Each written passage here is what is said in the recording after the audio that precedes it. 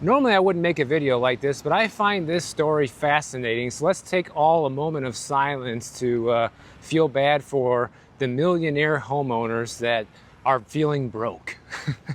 Actually, they are broke, and that's what we're going to get into. Now, this story actually comes out of Canada, but it can easily be applied here in the United States because a lot of people are facing this similar issue, which is that you bought a house a long time ago for very little money, but it was in an area that has appreciated tremendously, and now the house is worth, maybe $1 million, maybe a couple $1,000,000, right? A lot. Far more than you've originally paid for the house. The problem is you were never a rich person, you never had a high salary, and you're living on a small fixed income in retirement, and that house that's worth a couple $1,000,000 is your only real asset.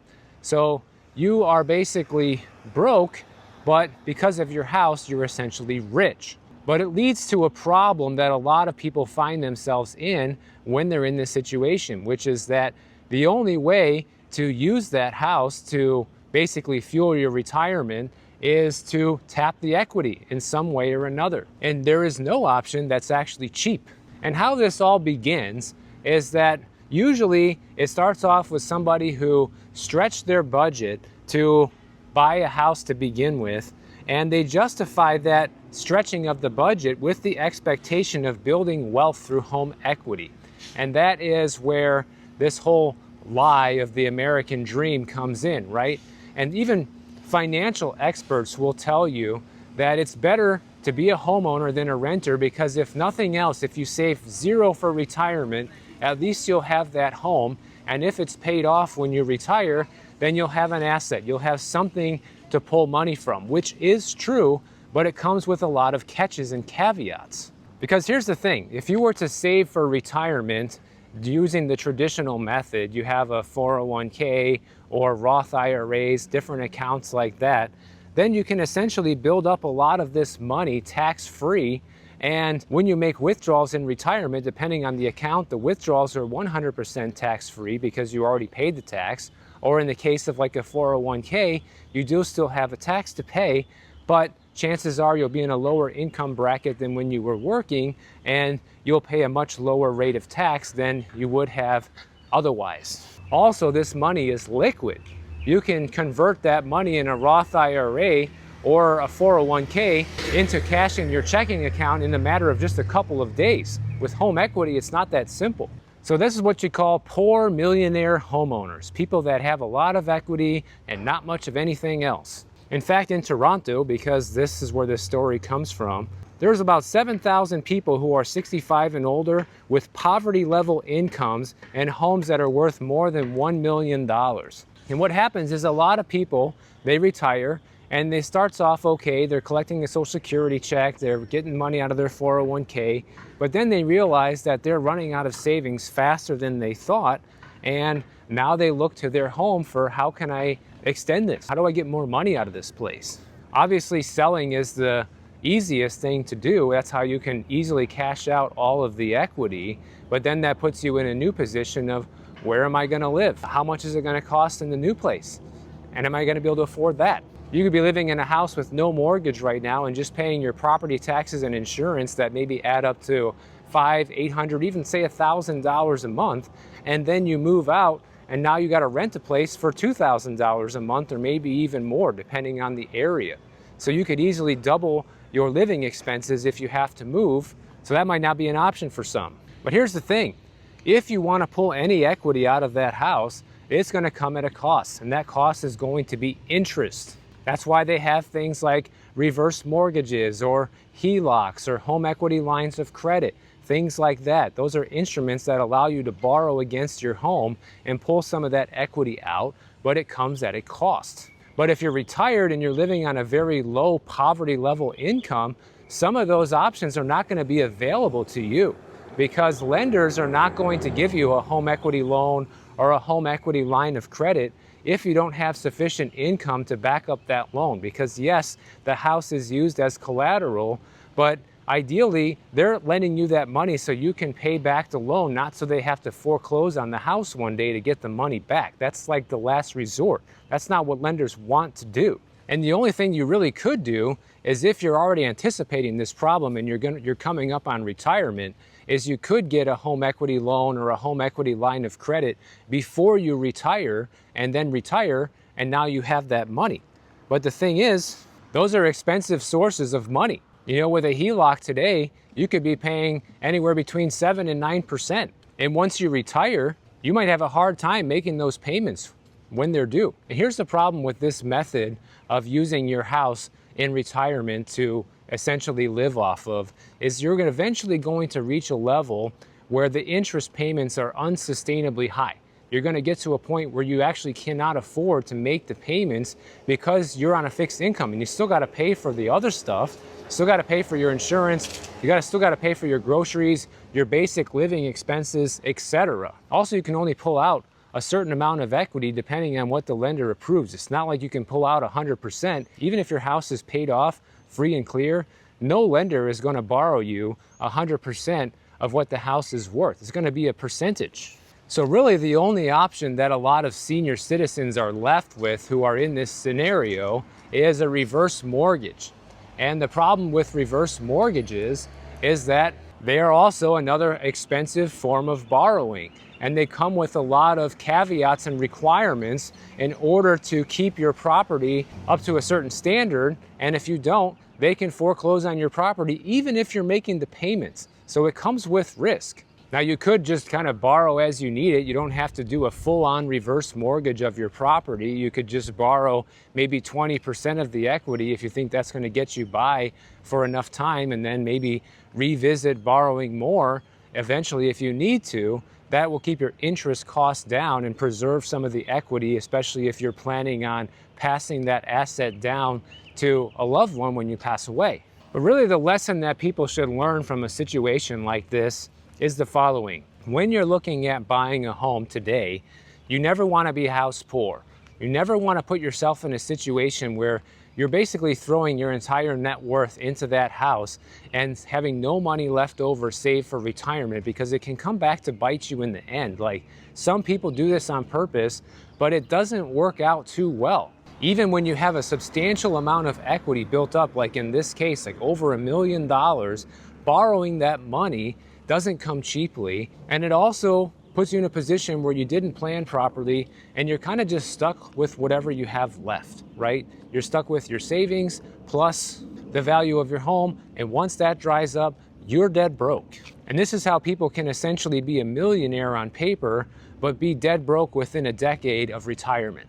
And you know who else is going to be dead broke is all these people who've been getting laid off, guys. Over this past week, there have been more major layoff announcements, and I didn't want to make a video just about that because I literally did that a week ago.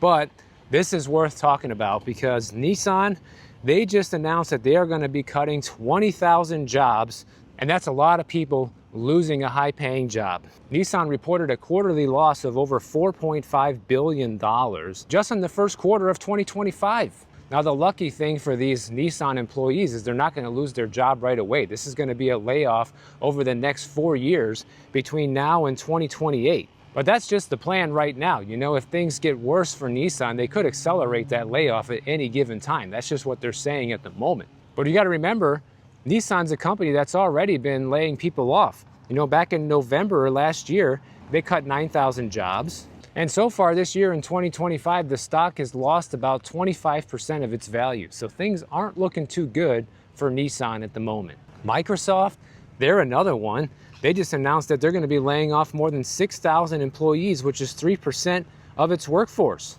And Microsoft has been a heavy hitter with the layoffs over the past couple of years. Back in 2023, they laid off 10,000 employees, and last year they laid off people as well. And once again, I just want to stress that these are good paying jobs that people are losing. These aren't just like some whatever jobs. And that's why you can't just look at these jobs reports and say, oh wow, look at that. The jobs numbers went up. Look how many new jobs were created. Yeah, but what kind of jobs were created? That's what you should be really asking yourself. And if you want to know, I'll tell you what kind of jobs are created. You want a job right now? Go work for McDonald's. In fact, McDonald's is planning on hiring up to 375,000 employees in restaurants across the U.S. just this summer. This is the biggest hiring push that McDonald's has seen in the past 5 years. McDonald's also announced that it's going to be opening 900 new restaurants in the United States within the next 2 years by 2027, which is kind of ironic that this is happening because McDonald's is one of these companies that hasn't been doing too well over the past couple of years. There's been a huge boycott of fast food. People are tired of paying high prices for crap food. But to give you an idea of just how large this hiring spree is supposed to be, there's about 13,000 McDonald's locations in the United States, and all of them are expected to be hiring people. All of them, guys. So you need a job? McDonald's. There you go. But who wants to work at McDonald's? Apparently nobody, because it turns out that fast food restaurants have 100% turnover rates. What does that mean? Well, 100% turnover rate means that 100% of people who work there are going to end up quitting and working somewhere else at some point. Nobody is going to start and finish their career at McDonald's. Now, that's not saying that that's the case for everybody, especially people who are in corporate or have better management positions. Those people are obviously more likely to stay. But in general, in the fast food industry, the turnover rate is 100%. So it's not a huge surprise that they're hiring. And don't say this type of job is too good for you. No, no, no. Because about 1 in 8 Americans have worked at a McDonald's at some point in their life. My wife was actually one of them. That was her first job when she came to the United States. And unsurprisingly, she was their best employee ever. That's because she's been the best employee at every job that she's ever had before, because she just has amazing work ethic, even better than mine, trust me. But like I said, they made this announcement that they're hiring all these people amid a huge sales decline that McDonald's has been going through. Earlier in May, they reported that it's had its largest 3-month sales drop since the second quarter of 2020, guys. Well, what was happening in the second quarter of 2020? Oh yeah, we were in the middle of a worldwide pandemic. And that's how bad things are now for McDonald's, just as bad as they were in the middle of a pandemic.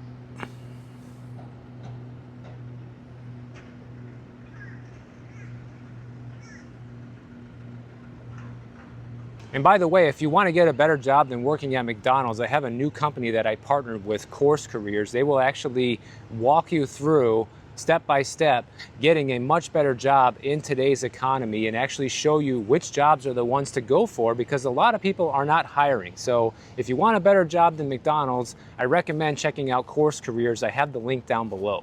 But when it comes to McDonald's, the same store sales in the US fell 3.6%, and they forecasted that it would only be a 1.7% drop. So they already knew it was going to come down, but it came down even more than they thought that it would. And that's the backlash. That is the protest that the average Joe has right now with McDonald's. People don't want to pay high prices for crappy fast food. If you're going to pay that much, you might as well go somewhere better or buy the nicer ingredients at the store and make your own food. Now, when it comes to the tariffs, one of the biggest players who's been in the spotlight over the tariff situation, everybody's watching to see what they're going to do, has been Walmart. Because Walmart is the largest retailer in the US, and they have the most negotiating power with China and all of their suppliers.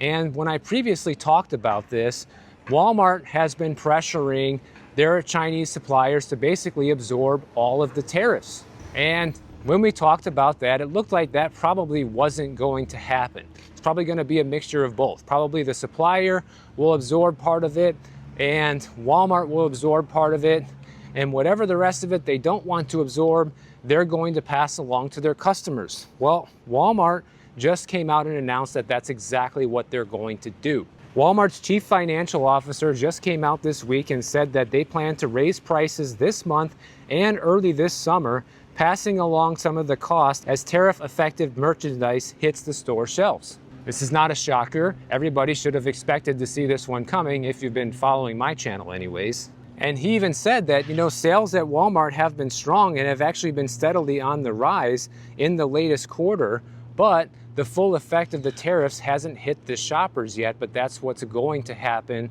starting this summer. And they're not sharing a profit forecast because they may choose to absorb more of the tariffs costs in order to keep prices lower than their competitors, which is what Walmart is known for. And that's why so far Walmart has been kind of immune from this tariff shock, because they haven't literally seen it yet. People who shop at Walmart haven't been hit with any of the price increases just yet. But Walmart's probably going to do pretty well during this whole tariff war, because they're getting the supplier to absorb a bunch of it. They're absorbing some of it, but they're also going to be passing a lot of it along to the consumer, which means that they're still going to be making a healthy profit, and they're still going to see their sales continue to go up.